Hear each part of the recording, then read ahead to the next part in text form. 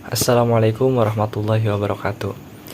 Sebelumnya izin memperkenalkan diri, nama saya Rangga Arta Febriana.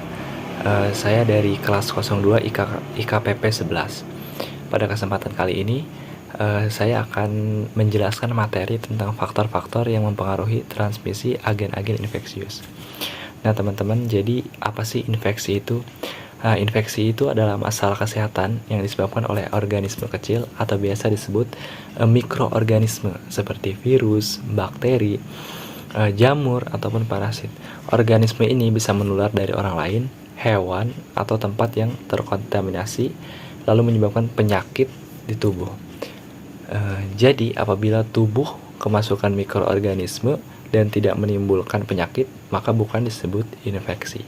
Hal tersebut bisa terjadi tiap saat di mana mikroorganisme masuk ke dalam tubuh tidak menyebabkan penyakit. Itu karena tubuh memiliki sistem kekebalan tubuh yang kuat yang dapat melawan sebagian besar mikroorganisme. Atau memang ada beberapa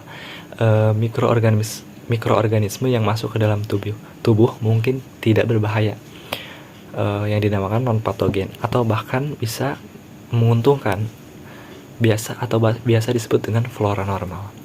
Lalu selanjutnya ada rantai infeksi, chain of infection. Rantai infeksi ini merupakan rangkaian yang harus ada untuk menimbulkan penyakit. Rantai infeksi adalah rangkaian tahapan yang menggambarkan bagaimana suatu infeksi menyebarkan dari suatu sumber ke inang yang rentan. Jadi intinya rantai infeksi ini adalah urutan atau rangkaian kejadian yang harus terjadi agar seseorang bisa terinfeksi ataupun tertular penyakit. Kalau salah satu rantai putus, maka infeksi tidak akan terjadi. Selanjutnya ada 6 komponen rantai infeksi. Yang pertama ada agen infeksius. Agen infeksius adalah mikroorganisme seperti bakteri, virus, jamur, dan parasit yang dapat menyebabkan penyakit pada manusia, hewan, ataupun tumbuhan. Nah, jadi teman-teman, ada 3 faktor agen penyebab yang mempengaruhi terjadinya infeksi. Yang pertama ada patogenitas, yang kedua ada virulensi, lalu yang ketiga ada jumlah. Baik, patogenitas itu merupakan kemampuan suatu mikroorganisme untuk menyebabkan penyakit pada organisme lain. Nah, sedangkan virulensi ini adalah kemampuan mikroorganisme untuk meningkatkan keparahan penyakit. Lalu yang ketiga ada jumlah. Yang ketiga ada jumlah mikroorganisme yang berlebihan, terutama bakteri, dapat menyebabkan berbagai masalah kesehatan. Rantai infeksi yang kedua ada reservoir. Nah, reservoir ini dalam rantai infeksius adalah tempat di mana agen infeksius atau mikroorganisme penyebab penyakit dapat hidup, berkembang biak, dan bertahan hidup sebelum ditularkan ke inang baru. Reservoir ini bisa berupa manusia, hewan, tanaman, atau bahkan benda mati dan lingkungan sekitar. Dapat juga ditemui pada orang sehat, permukaan kulit, seperti selaput lendir, pada mulut, pada saluran napas atas, usus dan vagina juga merupakan reservoir. Yang ketiga, portal of entry. Nah, portal of entry merupakan pintu masuk dalam rantai infeksius atau jalur. Cara bagaimana agen infeksius seperti bakteri, virus, jamur, atau parasit masuk ke dalam tubuh inang yang rentan dan dapat menyebabkan infeksi. Nah, jadi ini adalah salah satu komponen penting dalam rantai infeksi yang menjelaskan bagaimana penyakit bisa menular dan bisa menyebar. Pintu masuk mikroorganisme bisa beragam. Yang pertama, agen infeksi.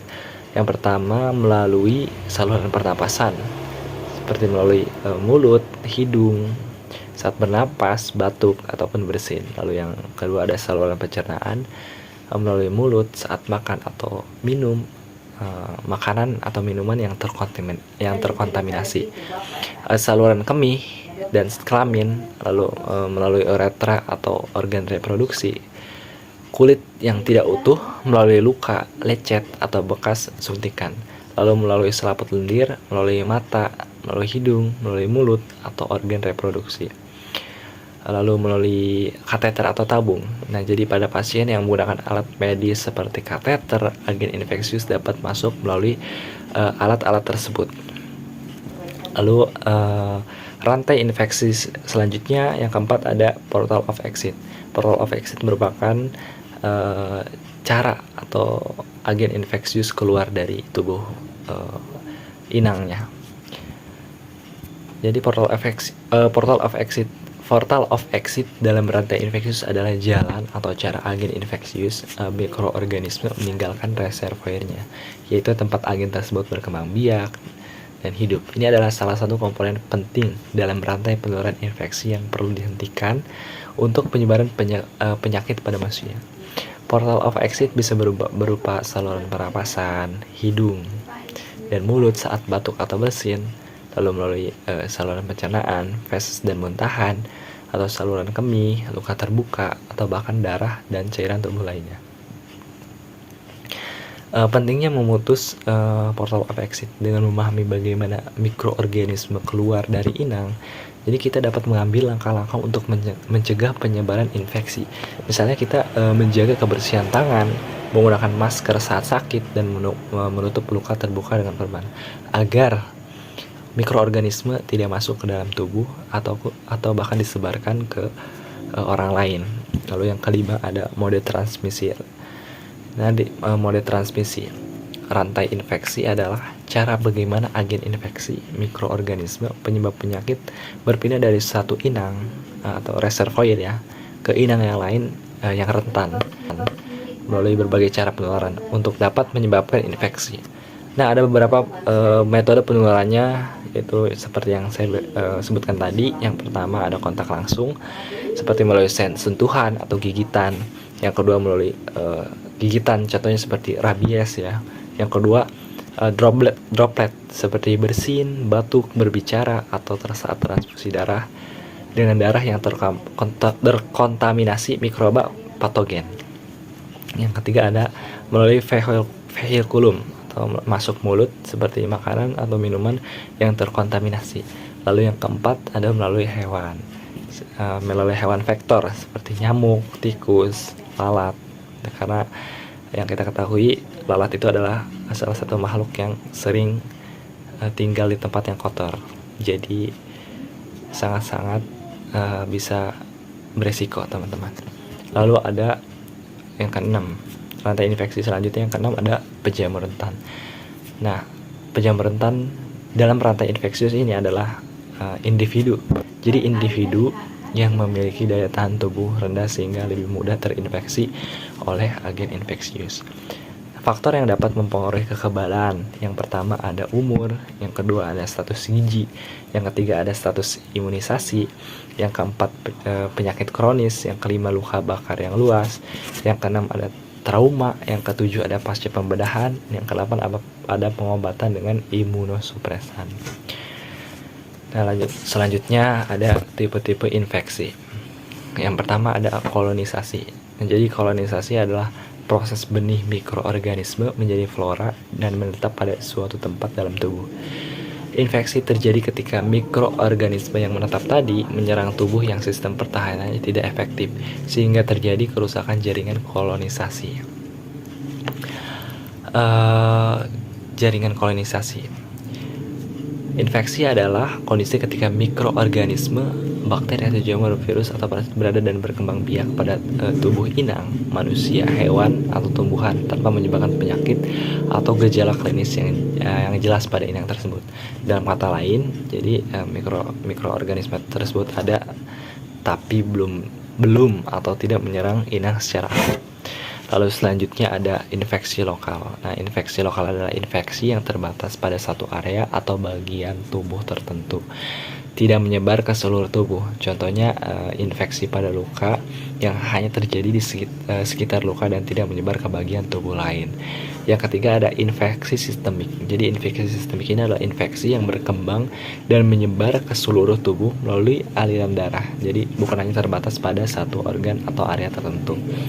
Infeksi ini bisa disebabkan oleh berbagai jenis mikroorganisme seperti bakteri, virus, jamur, atau parasit dan dapat menimbulkan berbagai komplikasi serius jika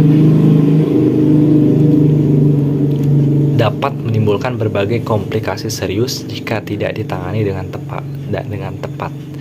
Lalu yang keempat ada bakterimia. Nah, bakterimia adalah kondisi ketika bakteri masuk dan hidup dalam aliran darah. Meskipun sering kali tidak menimbulkan gejala, bakteri ini bisa menjadi tanda adanya infeksi yang lebih serius atau bahkan menyebabkan komplikasi seperti sepsis jika tidak ditangani dengan tepat. Yang kelima ada septikemia. Septikemia ini merupakan kondisi di mana terjadi multiplikasi bakteri dalam darah sebagai hasil dari infeksi sistemik. Yang keenam ada infeksi akut. Jadi infeksi akut adalah infeksi yang muncul berlangsung dalam waktu yang singkat. Jadi infeksinya muncul dalam waktu yang singkat. Yang ketujuh ada infeksi kronik. Infeksi kronik adalah infeksi yang berlangsung dalam jangka waktu lama, bisa berbulan-bulan atau bahkan bertahun-tahun, dan seringkali tidak kunjung sembuh.